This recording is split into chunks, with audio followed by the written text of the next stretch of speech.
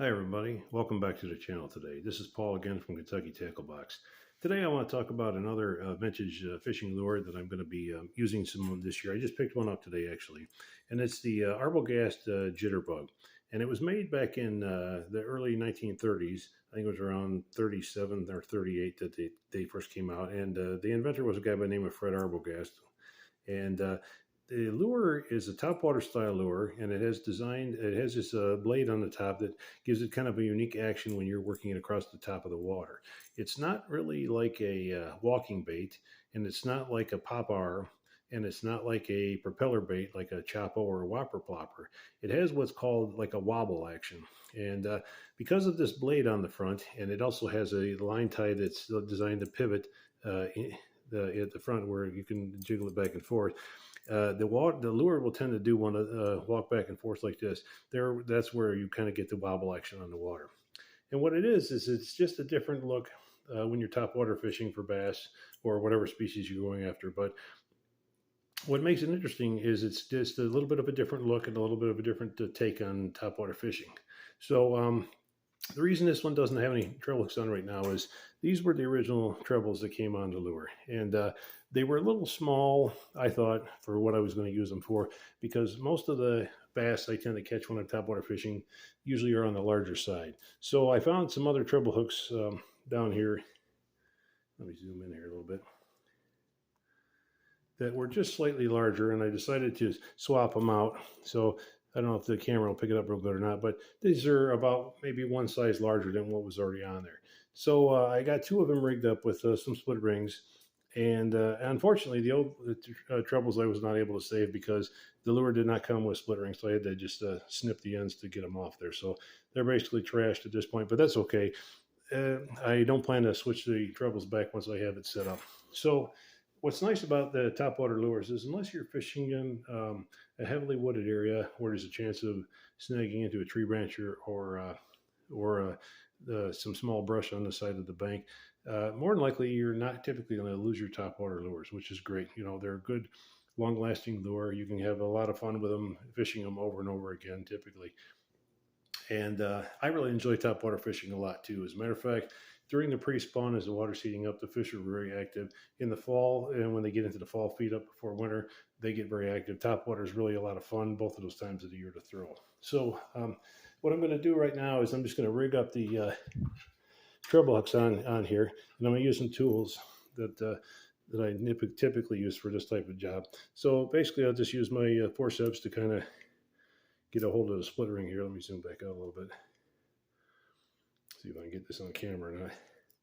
But basically, I'm just going to hook in there and pinch the split ring and then lock the forceps down. Let's see here if I can get the split ring on. There we go. I just got to find the...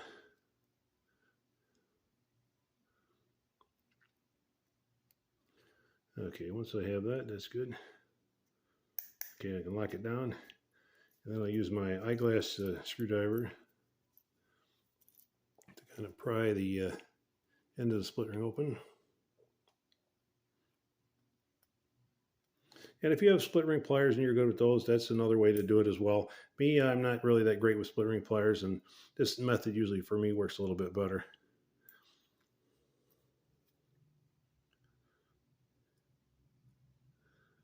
Yeah. Except for when you're trying to do it on camera. That's the only time it's probably not good. But anyway. Okay.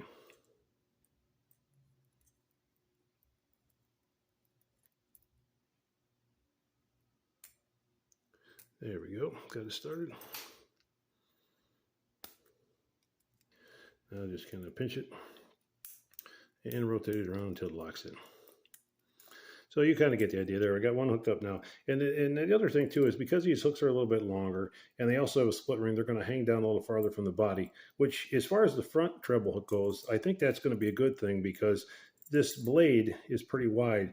And with that other treble hook being a little closer to the body, I think it could foul the fish sometimes when they're trying to grab the lure. Now the back hook's not going to be really an issue. It's more of an issue with the front one, but in case you're getting a fish that's coming in from hitting it from the side as opposed to from the back, that's where that having that extra length with the split ring may be of some help. And so it's something to think about if you are fishing jitterbugs and you're upgrading the size of your trebles like I'm doing. So just something to kind of think about. I think that extra length, just a little bit that the split ring gives you, may be to your advantage as far as preventing a lost fish. So let's see if I can get this other one started here. All right, after a bit of finagling there, I've got the other one hooked in. Let's rotate that around as well and get it attached. Okay, there we go. All right, so now they're both on. So I've upsized the trebles one size, added split rings for a little extra length, and that's the way I'm going to fish this lure this season. So if you're into topwater fishing and you really enjoy it, you may want to give the jitterbug a try. If you've already fished them before, you probably know how good of a lure they are. So it's just a lot of fun to kind of mix it up. And these old vintage lures can be really a lot of fun to fish. This year I'm also fishing a hula popper, which I did a video on a couple weeks back. But these lures are still being sold because they are just great lures. They do catch a lot of fish, so they're definitely a lot of fun to get out and add to your arsenal of lures. So as always, thanks again for watching the channel. Get outdoors when you can. It's a great place to be, and we'll see you next time.